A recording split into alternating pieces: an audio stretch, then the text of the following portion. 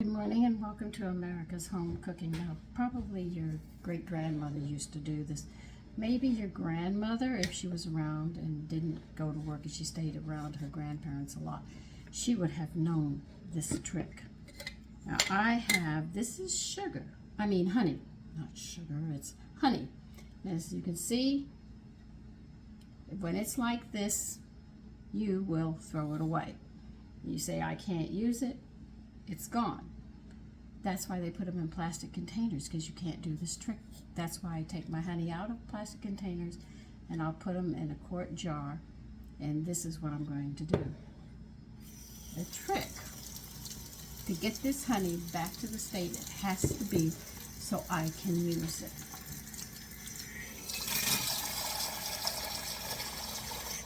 Because there's no reason to waste sugar or honey. You don't want it to go bad, and you don't want to throw it out. I keep saying sugar because it's classified in the sweets, so I will say it constantly, but I'm talking honey. What you're going to do is put some water in a saucepan, cold water, and you're going to put it on the stove. I have to light mine, so give me a minute.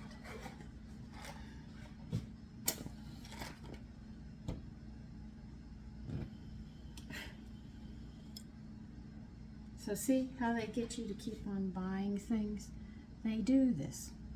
Put it in plastic, you can't melt it. You do this, it doesn't last as long, you have to throw it out. They'll come back, you buy more. And usually when a new product comes out, they will sit there and give it to you free for you to taste it and everything else, and then you're hooked to it, and then they start jacking that price up. This is what they do. Now I'm not screwing the lid on. Okay, and take the rim off. I just have the lid's going to sit here. Now we are going to take and put this jar in the water, just like this, just like that. I'm going to show you, see? It's in the water. And I've got the heat on low. And what we're going to do is we're going to leave it like that. Now see, we don't leave the lid off because we don't want the sugar to get more concentrated, because you can cook it down and really make it thick, almost like candy. So this is why you leave the lid on, keep the moisture back dropping in of the honey. You don't have to, you don't want the rim on, you don't want it tight, you just want it resting there. All right. Now as the honey heats up, let me just turn it down, going in the other direction, make sure I don't turn it off, because I do have a gas.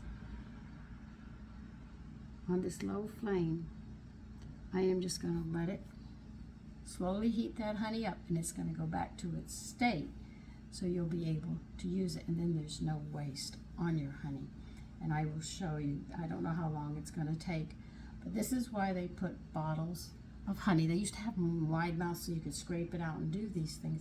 But now they put a tiny little spout, and they sit there and they put it in plastic. You cannot stick it in the hot water on a stove.